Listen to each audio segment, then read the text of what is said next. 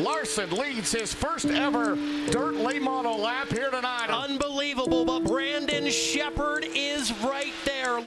Someone said to me, what do you think about Kyle Larson? I said, you know, he's the best racer in the world right now. Kyle Larson wins his first ever race in a dirt late model. What about Brandon running second? I said, I don't know, he ran second. I don't know what that means.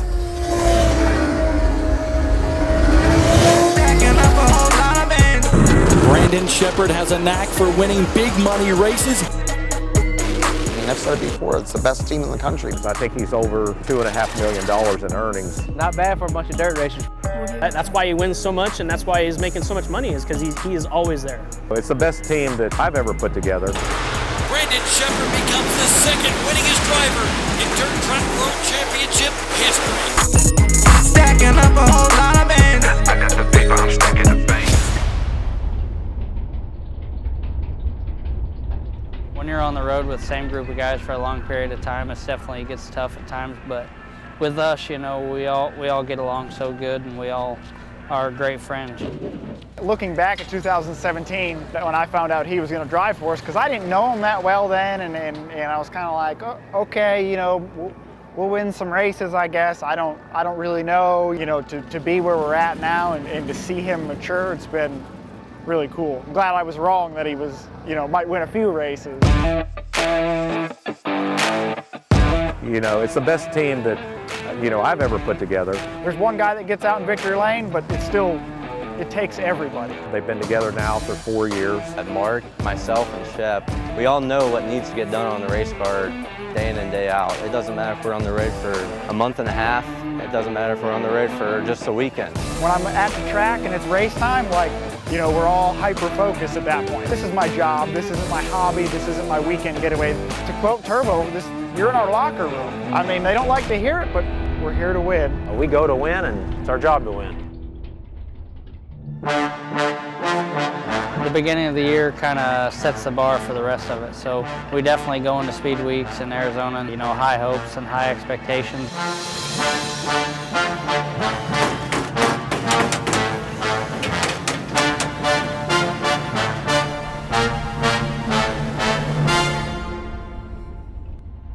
We're underway at FK Rodden's Arizona Speedway.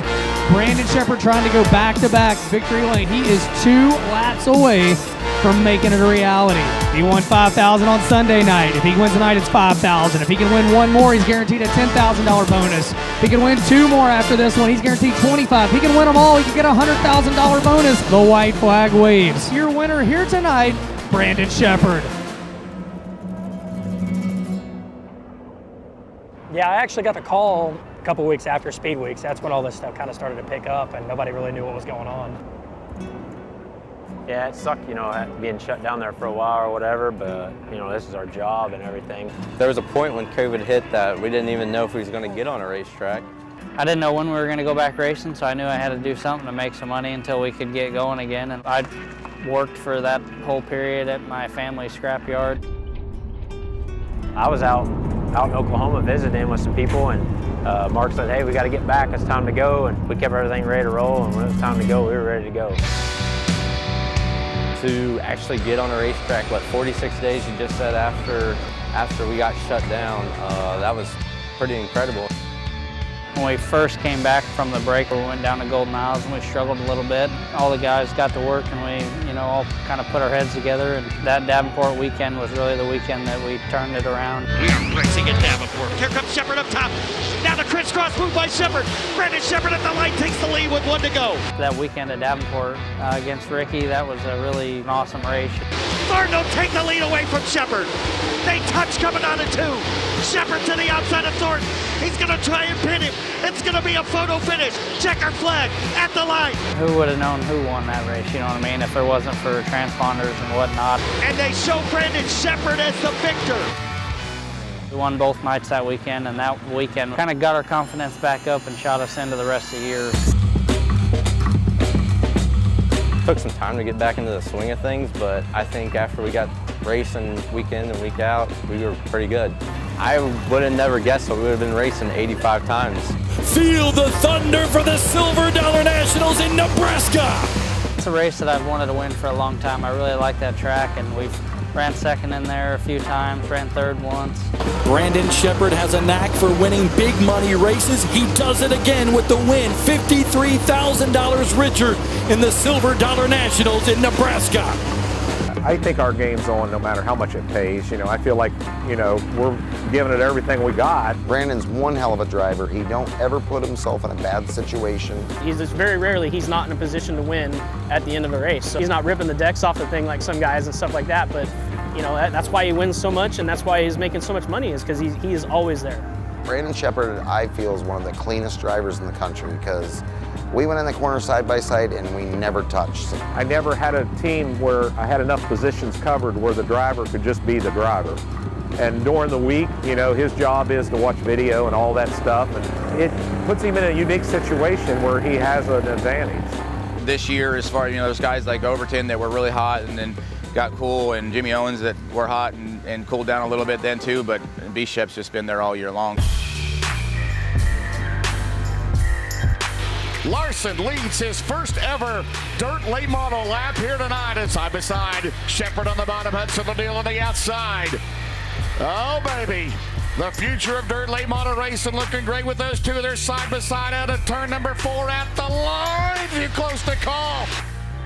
You know, if I had to do it over again, I would try it a little bit harder to slide him getting into one on the first lap. That was going to be what I could have did better to be able to win that race.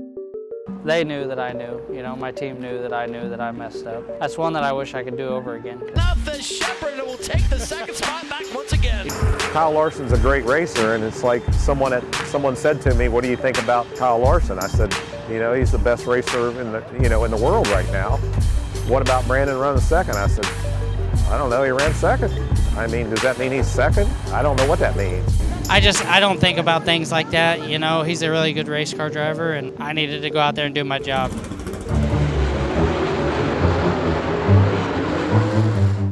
Sheppy's really, really good at Portsmouth. If you're a bet man, you better put your money on him. You don't ever want to bet against him. Rocket house car, number 1. Underneath Ferguson goes Brandon Sheppard.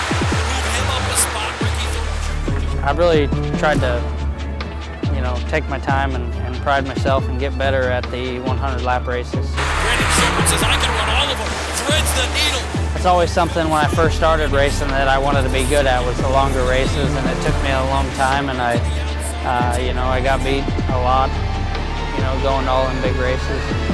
Heck, not making the show half the time. And you know, anytime you put hard work and effort into something and to have it pay off for you, it just makes it really relieving and really worth it. Brandon Sheppard becomes the second winningest driver in Dirt Track World Championship history. As young as he is, and what he's done so far, and as much as he's still got to race, I think he'll go down as one of the greatest. I mean, that's the hard part to remember, is he's still 27. You know, we needed a driver. You know, Brandon fills the shoes and proves his true talent. It's just a perfect case of getting everything, you know, kind of the stars aligning. For what we had time to race and what we ended up racing, it ended up being an incredible year.